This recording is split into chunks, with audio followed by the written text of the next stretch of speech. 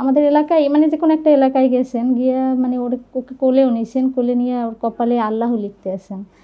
আমি ঢাকা শহরের 4টা থেকে 5টা প্রতিষ্ঠান যাচাই করেছি, নাম করা প্রথম সারির। আসার আগে একটা ঘটনা ঘটে, সেটাও মানে অলৌকিক বলা যায় বা আশ্চর্যজনক বলা যায়। খুব ভয় পেয়ে গিয়েছিলেন। পরে নাকি স্বপ্নে ওর মা আমাকে দেখেছে, আমি নাকি ওর কপালে আল্লাহু লিখে দিয়েছি। এরপরে সকালে নাকি ও ভালো হয়ে গেছে, আলহামদুলিল্লাহ সুম্মা আলহামদুলিল্লাহ।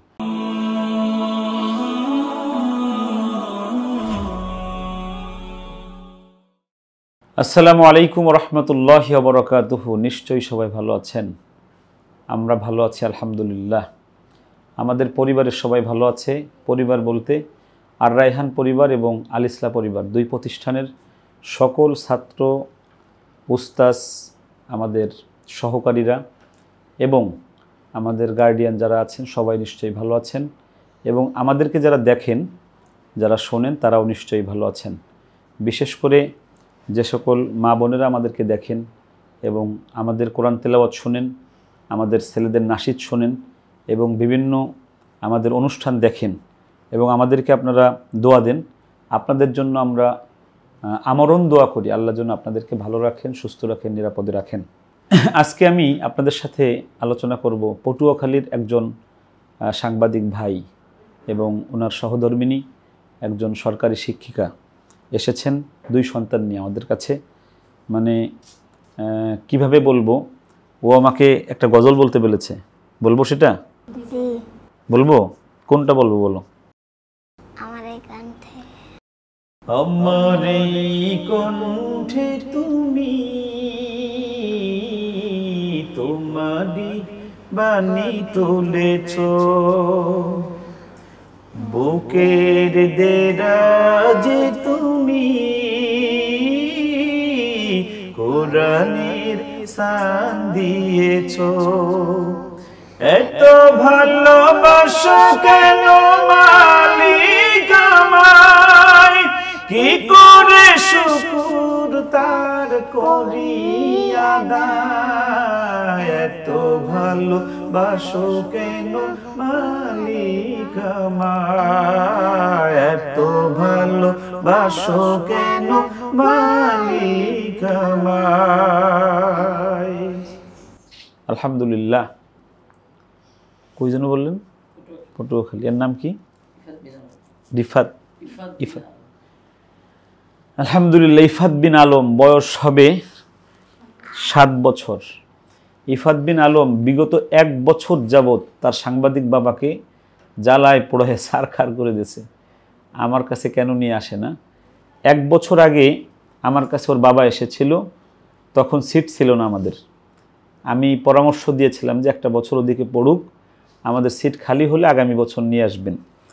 তো ইফাতের বাবাকে ইফাত প্রতিনিয়ত যন্ত্রণা দিয়েছে, তুমি একা দেখে আসলা, কাইমুল্লাহ ওস্তাদজিকে আমাকে কেন তুমি নিয়ে গেলে না?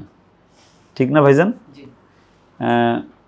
তারপর থেকে একদিন রাত্রে ও এত কান্না করতেছিল যে ওর ছেলের উঠে গেছিলো কাঁদতে কাঁদতে আমার জন্য। পরে উনি ভিডিও করে পাঠালেন। আমি পরে বললাম যে ভাইজান ওকে নিয়ে একটু আসেন। আসার আগে একটা ঘটনা ঘটে, সেটাও মানে অলৌকিক বলা যায় বা আশ্চর্যজনক বলা যায়। আমাদের ইফাতের ছোট ভাই, বয়স 1.5 বছর, ওর ডেঙ্গু জ্বর হয়েছিল 1 সপ্তাহ আগে। 1 সপ্তাহ আগে জ্বর ছিল 106 ডিগ্রি। 106 ডিগ্রি আমাদের মতো অ্যাডাল্ট মানুষদেরও হলে মোটামুটি এদিক ওদিক হয়ে যায়, অনেক সময় মারাও যায়। তা খুব ভয় পেয়ে গিয়েছিলেন। পরে নাকি স্বপ্নে ওর মা আমাকে দেখেছে, আমি নাকি ওর কপালে আল্লাহু লিখে দিয়েছি। এরপরে সকালে নাকি ও ভালো হয়ে গেছে, আলহামদুলিল্লাহ সুম্মা আলহামদুলিল্লাহ। বিশ্বাসে মানুষের অনেক কিছুই পায়। যদিও আমি গুনাহগার মানুষ, আমার কাছে মনে হয় না যে এখানে আমার কোনো বিষয় আছে। তবে উনি এসে ভাইজান বলতেছে যে তুমি স্বপ্নটা বলো, আর এটার কি তাবির হতে পারে। এটা অবশ্য আমার কাছে মনে হয় যে ওনারা দুইজনই সন্তানদেরকে নিয়ে কোরআনের পথে চালাতে চাচ্ছে বা হাফেজ বানাতে চাচ্ছে, এজন্য আল্লাহ ওনাদেরকে একটা বিষয় দেখিয়েছেন। আচ্ছা, আমরা একটু ইফাতের সাথে কথা বলি। ইফাত, আসসালামু আলাইকুম। ওয়ালাইকুম আসসালাম। সালাম। কেমন আছো আব্বু? আলহামদুলিল্লাহ। তুমি এই আমার জন্য এরকম কান্নাকাটি করেছো কেন? বেশি কেঁদেছো? অল্প। অল্প কেঁদেছো? মিথ্যা কথা বলো তুমি। আব্বু দিয়ে আমার ভিডিও পাঠালো, তুমি হাত পাও ছুঁড়ে কাঁদতেছো। এই যে মা বলতেছে প্রতিদিন কান্না করতে তুমি? কিছু হলেই প্রতিদিন আমার সাথে কান্না করতো, নিয়ে যাও না কেন, নিয়ে যাও না কেন। আমরা একটু ইফাতের বাবার সঙ্গে কথা বলে আসি। আসসালামু আলাইকুম রহমতুল্লাহ। ওয়ালাইকুম সালাম রহমতুল্লাহ। কেমন আছেন? আলহামদুলিল্লাহ ভালো আছি। আপনি কোন কোন সংবাদপত্রে কাজ করেছেন? আসলে আমি সংবাদপত্রে ছাত্র জীবন থেকেই জড়িত ছিলাম। আমি দৈনিক ইত্তেফাকে কাজ করেছি, কালের কণ্ঠে কাজ করেছি, আজকের কাগজে কাজ করেছি, বরিশালের স্থানীয় দৈনিক কয়েকটি পত্রিকায় কাজ করেছি। এখন কি করেন? এখন লেখালেখি ছেড়ে দেয়নি, ওটা চলমান রয়েছে। ধরেন 20% সাংবাদিকতা, 80% চাকরিজীবী। এখন স্বাস্থ্য বিভাগে কর্মরত আছি। সরকারি? হ্যাঁ।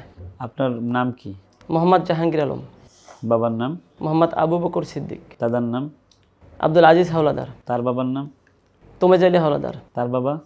মঙ্গল। ওরে বাবা, তুমিও পারো? তার বাবা?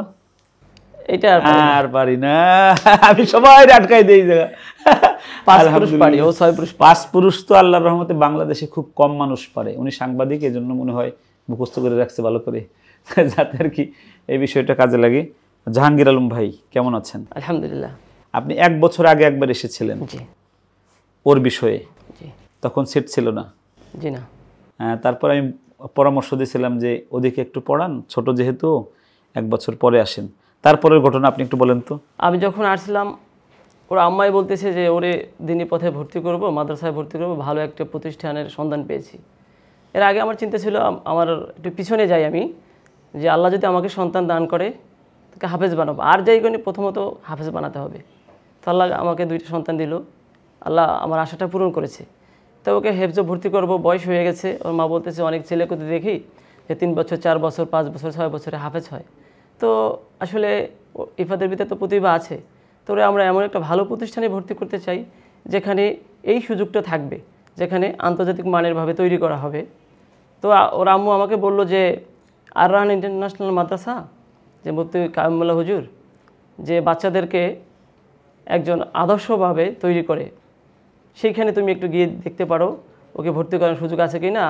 2 দিন মাত্র সুযোগ আছে, ঈদের পরে আর কি, গত বছরের কথা। তো আমি চলে আসলাম, এসে আপনার সাথে কথা বললাম, আপনি আমাকে পরামর্শ দিলেন এবং ওর আম্মুকেও পরামর্শ দিলেন। আমি গেলে তো বলবে যে তুমি আসলে সত্যি বলছো কি না, বিষয়টা কীভাবে, মা তো বুঝতে কষ্ট হয়, এ তো চায় ভালো কিছুই। তো আমাকে বলল যে হুজুরের সাথে কথা বলাই দাও। তো হুজুর আপনি তাকে পরামর্শ দিলেন। এরপর আমি গেলাম, যাওয়ার পরেই ইফাদের কথা, তুমি হুজুরের সাথে দেখা করেছো? হ্যাঁ। তখন সে বলতেছে যে তুমি একলা কেন দেখা করলা, আমাকে কেন নিয়ে গেলে না। এবং ওর প্রতিটি কাজই প্রতিদিনই কমপক্ষে একবার বলবে আজকে কি যাওয়ার সুযোগ নাই, আজকে কি হুজুরের সাথে কথা বলার সুযোগ নাই। আমি বললাম দেখো বাবা, সে তো অনেক কাজে অনেক প্রোগ্রামে ব্যস্ত থাকে, আমরা একজন, এরকম হাজার হাজার গার্ডিয়ান তাকে কথা বলার চেষ্টা করে, তার সাথে সাক্ষাৎ করার চেষ্টা করে। আসলে আমরা তো এভাবে সবসময় সুযোগ আমরা পাই, কিন্তু সে তো সবসময় সুযোগ পায় না। তো তারপর রিসেন্টলি এমনভাবে অবস্থা, প্রতিদিনই সে অঝরে কান্না করতেছে, নানান ঠুনকো অজুহাতে সে কান্না করতেছে, হুজুর সাথে দেখা করো না কেন, কেন দেখা করো না। অনেক রাতে স্বপ্ন দেখে ওইটা বলে হুজুরকে আমি স্বপ্নে দেখছি, হুজুর আমাকে যেতে বলছি, তুমি যাবা কিনা, এরকম বলে। হুজুরে আমি স্বপ্নে দেখছি, হুজুর এই জায়গায় গেছে, আর রাহান ভাই সহ এরকম গেছে, হুজুরের যে ছেলে আছে সে তার সাথে আমি খেলাধুলা করছি, মজা করছি, আব্বু তুমি এইরকম আসলে আমার নিয়ে যাও। তো আমি চিন্তা করি আসলে যাওয়া দরকার। তো কী করব, এর ভিতরে এই বাবু ডেঙ্গু হইলো, প্রোগ্রামও করলাম, হুজুরের সাথে কথা বললাম আসবো। এর ভিতরেই শুনি যে হুজুর সৌদি আরব চলে যাবে। তখন তো আসলে নিরাশা হয়ে গেলাম। তো আমাদের আসলে সরকারি 2-3 দিন বন্ধ পেলাম, হুজুরের সাথে কন্ট্যাক্ট করলাম যে হুজুর একটু আসবো। হুজুর বলে হ্যাঁ আসেন। তো ওর আম্মা বললো যে হুজুর 2 দিন সময় আছে, তুমি হুজুরের সাথে কমিউনিকেশন আসলে যাও। আমি তুমি যাবে না? হ্যাঁ আমি অবশ্যই যাবো। আর ইফাদের ধারণা ছিল ইফাদ আর আমি আসবো, ওর আম্মু আসবে কি না। বললাম আম্মু তুমি তো যাবো, আমাকে হ্যাঁ। তো এরপর আসলে আমরা চলে আসলাম। তো এর পিছনে আমি একটু কথা বলি যে গতবার যখন আমি আসছিলাম তখন এটা হুজুরকেও আমি বলি নাই, হুজুর আমাকে বলছিল হুজুর আমি একটু প্রতিষ্ঠানগুলো ঘুরে দেখতে বলছে 3টে বিল্ডিং সব কিছু ঘুরে দেখেন, যেখানে ইচ্ছে আপনি সেখানে যাবেন, যেইটা আপনার দরকার সেটা দেখবেন, ভালো করে যাচাই করবেন। আমি ঢাকা শহরে 4টা থেকে 5টা প্রতিষ্ঠান যাচাই করেছি, নাম করা প্রথম সারির, কিন্তু কোনো জায়গা আমার মনটাকে আকৃষ্ট করতে পারে নাই। আমি প্রতিষ্ঠানের ভিতরে ঢোকার মতোই পাই না, তারা সিসি ক্যামেরা আমাকে দেখাইছে, দেখেন, তো আমার মন খারাপ হয়ে গেল। ভিতরে ঢুকতে দেয় নাই, ভিতরে ঢোকার আমার আসলে সুযোগ দেয় নাই, মানে এখানে তো সব দেখা যাচ্ছে। বক্তব্য কি এদের বক্তব্য যে না না ভিতরে যাওয়া যাবে না, ভিতরে আপনারা দেখেন ওই সিসি ক্যামেরায় তো সব দেখা যাচ্ছে, ভিতরে গিয়ে কী করবেন, এখানে পাঠ চলতেছে। আমি দেখলাম তারা খানা খাচ্ছে, তো ফ্রি যে আমার সন্তানকে আমি ভর্তি করাবো, সেই জায়গাটা যদি আমি না দেখি, সেই জায়গা যদি আমার মন না বসে, তাহলে ছোট্ট শিশু কী করে থাকবে। তো এই চিন্তা থেকে ওই জায়গাগুলোতে আসলে মন খারাপ করে চলে আসলাম। কিন্তু আমি তো এই বিষয়টা সবাইকেই সাজেস্ট করি যে আপনার বাচ্চাকে দেওয়ার আগে 2-3টা প্রতিষ্ঠান আপনি ভালো করে দেখেন। আমরা 100 টাকার মাছ কিনতে যেয়ে বা 500 টাকার মাছ কিনতে যেয়ে আমাদের মারা অনেক সময় দেখি যে মোজা খুলে তারপরে টিপে দেখে মাছটা মানে শক্ত আছে না নরম হয়ে গেছে। তো 500 টাকার মাছ কিনতে যে যদি আমাদের মারা মোজা খুলে তারপরে টিপে দেখে, মানে ঠকবে না জেতবে, তাহলে একমাত্র সন্তানের ক্ষেত্রে কম্প্রোমাইজ কেন? এখানে কেন এসে দেখবে না? 3-4টা প্রতিষ্ঠান কেন দেখবে না? দেখার পরে যাচাই করবে না কেন? আমি আরেকটা কথা আপনাদেরকে বলে রাখি, আপনারা ভালো করে এটা করবেন। সেটা হলো যে আপনার বাচ্চাটা যে প্রতিষ্ঠানেই পড়ান, প্রতি 2 মাস 3 মাস অন্তর আপনি আপনার আত্মীয় বা আপনার ইমাম সাহেব বা আশেপাশের মাদ্রাসার হুজুর দিয়ে যাচাই করবেন বাচ্চাটার পড়াটা ঠিক আছে কিনা, ঠিকমতো পড়াচ্ছে কিনা। যদি আপনার কাছে খারাপ মনে হয়, প্রতিষ্ঠান প্রধানের সঙ্গে বসবেন আপনারা, তাহলে আপনার বাচ্চাটা সঠিক বিষয়টা পাবে। ঠিক না বেঠিক ভাই? এটাই ঠিক। আমরা কিন্তু এটা করি না। আমরা এখন আপনি একটা ওর মা নাকি একটা স্বপ্ন দেখেছে, হ্যাঁ, এটা একটু তার মুখ থেকে আমরা শুনি নাকি? জি। আলহামদুলিল্লাহ, আমরা একটু ইফাদের মার সঙ্গে কথা বলি। উনি একটা সরকারি স্কুলের শিক্ষিকা। আসসালামু আলাইকুম। ওয়ালাইকুম আসসালাম ওয়া কেমন আছেন? রাহমাতুল্লাহ। জি আলহামদুলিল্লাহ ভালো, আপনি ভালো আছেন? ইফাত তো মনে হয় আপনার জ্বালাই পড়ায় সারখার করে দিচ্ছে। জি, ও মোটামুটি জ্বালানো না, মানে ওর আকাঙ্ক্ষা, মনের আবেগ অনুভূতি ওটা এই প্রকাশ করার বিষয়টাকে জন্য আমি আর কি এরকম বলি করে। যে এটাকে নেক সন্তান বলা হয়। যারা বরিশাল পটুয়াখালী থেকে ঢাকায় 6 বছরের একটা ছেলে পড়তে আসার জন্য পিতামাতার সাথে কান্নাকাটি করা, এটাকে নেক সন্তান বলে। এই তার চাওয়াটা যদি অব্যাহত থাকে আর এটাকে আল্লাহ রাব্বুল আলামিন তার ভিতরে যদি এই চাহিদাটাকে আল্লাহ জীবিত রাখে, তাহলে সে একজন বিখ্যাত মানুষ হবে। আমরা চাই যে রিফাতকে যেন আল্লাহ রাব্বুল আলামিন জগৎ বিখ্যাত একজন হাফেজ, মাওলানা, মুফতি, মুফাসসির বানায় না গো? বলো আমিন। আচ্ছা, আপনি আপনার ছোট ছেলের বয়স 1.5 বছর, ওর ডেঙ্গু হয়েছিল কয়দিন আগে? ওর ডেঙ্গু হয়েছে এই 1 সপ্তাহ হয়েছে। 1 সপ্তাহ পরে কি স্বপ্নে দেখেছেন? ওর বাবা বলতে বলল ওর জ্বর হয়েছে 105 থেকে যখন জ্বর আরও মাত্রা বেড়ে গেল 106, রাত্রে প্রচুর বমি এবং জ্বরে তো অনেক ছটফট করতেছে।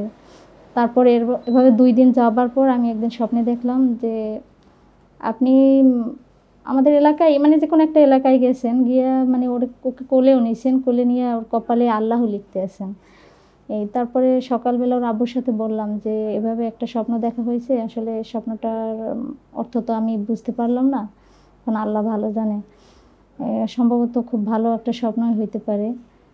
তারপরে দেখলাম যে আস্তে আস্তে আল্লাহ নামলে ও রহমতের দিকেও গেছে, ও আস্তে আস্তে সুস্থর দিকে। আর ওর দাদাও অসুস্থ হয়েছে, তার জ্বর ওর থেকে অনেক কম ছিল, 102-এর উপরে তার জ্বর ওঠে নাই, কিন্তু সে এখনও ক্লান্ত, সে হাঁটতে পারতেছে না, মানে অনেক কষ্ট হইতেছে তার, বিষয়টা কিন্তু ও এখন অনেক সুস্থ আল্লাহ নাম নিয়ে। তো হাঁটতেছে, এখানে এসে খেলাধুলা করছে আমাদের সাথে। মানে এটাকে আপনার মানে যেটা মনে হয়েছে সেটাই সঠিক। আল্লাহ রাব্বুল আলামিন বান্দাকে যে কোনো উসিলায় আল্লাহ ভালো রাখেন, সুস্থ রাখেন। আপনার ছেলেকে হয়তো আল্লাহর নামের উসিলায় আল্লাহ রাব্বুল আলামিন তাকে ভালো রাখছেন, বা আপনার ভালো কোনো কাজ ছিল। এতটুক বাচ্চার 105-6 জ্বর উঠলে তো স্বাভাবিকভাবে দুর্ঘটনা ঘটে, জি বড় ধরনের। তো আজকে আপনি তো প্রথম আসলেন মনে হয় আমাদের এখানে, জি, কেমন লেগেছে আমাদের? মানে সব মিলিয়ে আমার অনেক ভালো লেগেছে। বাচ্চাদের কোন সাইড বেশি ভালো লেগেছে? সবচেয়ে ভালো লেগেছে মানে বাচ্চাদের সাথে আপনার আন্তরিকতা, বাচ্চাদেরকে মানে খুবই আদর, আর ওদের সাথে মানে যাই করেন না কেন, মানে রাগ হইলেও ওদেরকে আবার সেটা মানে আদরের সহিত আবার সেটা মীমাংসা করে দেন। এটা রাগও দেখছেন?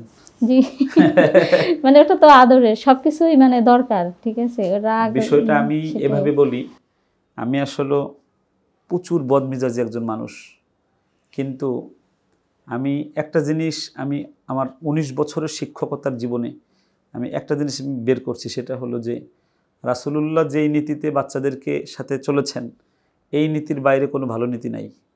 আর এই নীতিতে চললে যে কোনো প্রতিষ্ঠান উঠে যাবে। আর আপনি ওই বিল্ডিংয়ে যাওয়ার সময় দেখেছেন যে বাচ্চারা আমাকে দেখে এসে দৌড়ায় এসে ধরে আমাকে চুমু দিচ্ছে। তো আমার প্রতিষ্ঠানে এখন 2 প্রতিষ্ঠানে এখন 1350 ছাত্র, 1300 ছাত্র। এত বড় একটা প্রতিষ্ঠানের যে প্রধান থাকে, প্রতিষ্ঠাতা থাকে, পরিচালক থাকে, তাকে দেখলে বাচ্চারা ভয়ে আরেক দিক চলে যায়, আরেক দিকে যায়। কিন্তু আমারটা একটু ভিন্ন। আর এই ভিন্নতার কারণেই আমার মনে হয় যে আমি কালকে রাত্রে রাত 1:30টার সময় আমাকে একজনে ফোন দিয়েছে যে আমি স্বপ্নে দেখেছি একজন বড় হুজুর বলছে যে তুমি 1600 টাকা কাইম মোল্লার মাদ্রাসায় আর রায়হানে দিয়ে আসো। আমার সাথে আরও 2 জন হুজুর ছিল, তারা তো শুনে আশ্চর্য যে কী ব্যাপারে এটি, স্বপ্নে আপনার মাদ্রাসার কথা টাকা দিতে বলে সেই চট্টগ্রামের মানুষকে। এটা যেমন আপনার বাচ্চা স্বপ্নে দেখছে, আমি এর পিছনে আমি একটা আমল আমি বলি আর কি, আমার একটা আমল আছে, সেটা হলো যে আমি বাচ্চাদের সাথে কোনো মিথ্যা কথা বলি না, আর মিথ্যা কোনো আশ্বাস দেই না। এদের সঙ্গে আমি ভালো কথা বলি আর উত্তম আচরণ করার সব সময় চেষ্টা করি। আর একটা আমল আমার আছে, সেটা হলো আমি বিগত 2 বছর আমি একা একা কখনোই খাবার খাই না। আমার কোনো এতিম ছাত্র, গরিব ছাত্র সাথে নিয়ে আমি খানা খাই। এই বিষয়টাও মনে হয় এই বিষয়টার উপরে প্রভাব ফেলতে পারে। আপনারা যারা ভালো প্রতিষ্ঠান চালাতে চান বা ভালো উস্তাদ খোঁজেন, এই গুণগুলো দেখবেন তার মধ্যে আছে কি না, তাহলে সে উস্তাদ ভালো উস্তাদ। যোগ্যতা কম হলেও সে ভালো উস্তাদ। আমার কিন্তু কোনো যোগ্যতা নেই ভালো, আমার কোনো ভালো এলেম নেই, তবে আমি বাচ্চাদের সাথে ভালো আচরণ করার কারণে আল্লাহ আমাকে এই দুনিয়ায় ভালো রেখেছেন, আলহামদুলিল্লাহ। আমরা ইফাতের সাথে একটু কথা বলে ওর একটু পড়া শুনি না গো। ইফাত, কেমন আছো বাবা? আলহামদুলিল্লাহ। তুমি খুশি হয়েছো ঢাকায় এসে? আমাকে দেখে খুশি হয়েছো? জি। বাড়ি যাবার কানবা সত্যি? আচ্ছা, তুমি একটা সূরা শোনাবা না একটা গজল শোনাবা? সূরা। শোনাও। আউযু বিল্লাহি মিনাশ শাইতানির রাজিম। বিসমিল্লাহির রাহমানির রহিম। আরাআইতাল্লাযী ইউকাযযিবু বিদ্দীন ফাযালিকাল্লাযী ইয়াদউল ইয়াতীম।